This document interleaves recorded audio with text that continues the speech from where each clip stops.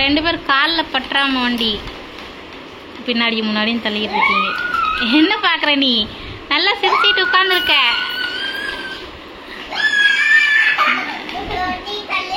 அவர் எப்படி சிரிச்சிட்டு இருக்கா அவரு.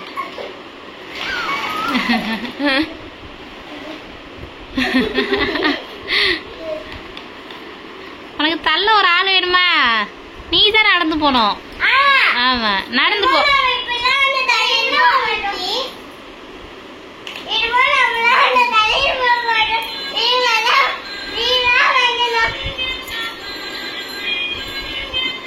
வாய் வாய் இந்த வாய் மூடவே மூடாதா வாய்.